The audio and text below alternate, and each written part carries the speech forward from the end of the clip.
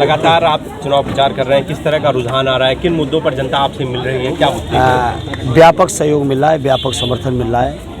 आजमगढ़ के लोगों के दिलों में कसक है पिछली हार की, उस हार की कसक को जीत में बदलने की तमन्ना लेके लोग चुनाव लड़ा रहे हैं। और जहाँ तक मुद्दों का सवाल है, जो हमारे इंडिया गठबंधन के मुद्दे हैं, चाहे वो बेरोजगारी दूर करने के हो, महंगाई दूर करने के हो, किसानों की आमदनी 1.5 गुना करने का सवाल हो, पुरानी पेंशन बहाली का सवाल हो, अग्निवीर की योजना खत्म करने का सवाल हो, आउटसोर्सिंग और संविदा कर्मचारियों के स्थायित्व का सवाल हो, जाति जनगणना का सवाल हो, इंडिया गठबंधन के सभी मुद्दों पर व्यापक समर्थन मिल रहा है। सर, जैसा कि गुड्डू जमाली जी आपके साथ आए, तो बार बार सांसद जी कह रहे हैं कि वो जमाली केवल आए हैं, व्यक्ति विशेष आए हैं, पार्टी नहीं आई है। आप और भी बस्तियों में जा रहे हैं लोगों के बीच, तो देखिए, अब उनके बारे में जवाब ही नहीं देना चाहता हूँ, क्या दूँ, क्योंकि उनकी बात का ना वजन है, ना गंभीरता है, ना स्थायित्व है। वो स्क्रिप्ट आज कुछ दी जा रही होगी, आज कुछ पढ़ रहे होंगे, दूसरे दिन दूसरी दी जाएगी, दूसरी पढ़ देंगे।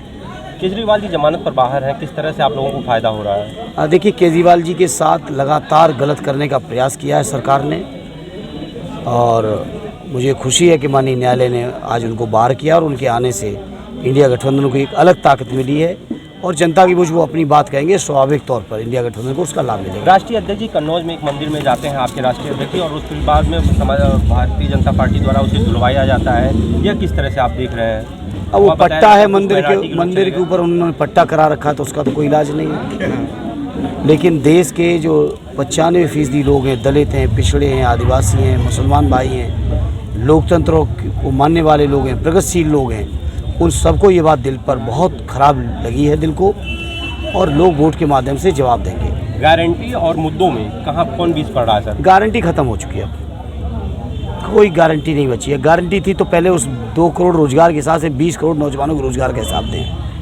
महंगाई का हिसाब दें, बेरोजगारी का हिसाब दें, किसानों की हत्याओं का हिसाब दें, जो किसान मरे हैं आंदोलन के माध्यम से। तो अब उनकी बात का ख़त्म हो गया है। ये नए नए भाषण, नए नए शब्द निकालने से जनता में अब विश्वास और भरोसा नहीं बढ़ने वाला है, क्योंकि जनता ने 10 साल पूर्ण भरोसा किया, लेकिन जनता को जितना भरोसा किया उससे कई गुना निराशा मिली है। इसलिए अब कौन बातों का कोई मतलब नहीं रह गया। युवा बड़ी उम्मीद से इंडिया गठबंधन को देख रहे हैं रोजगार के तौर पे, उम्मीद है, उम्मीद पे खरे उतरेंगे आप? इंडिया गठबंधन के सभी दलों का एक ट्रैक रिकॉर्ड रहा है, एक इतिहास रहा है कि जो वादे उन्होंने किए, जो बातें की, हमेशा पूरी की हैं। चाहे समाजवादी पार्टी ने की, या कांग्रेस, या और भी दल हैं, आम आदमी भी है, और भी दल हैं, सब ने पूरे किए।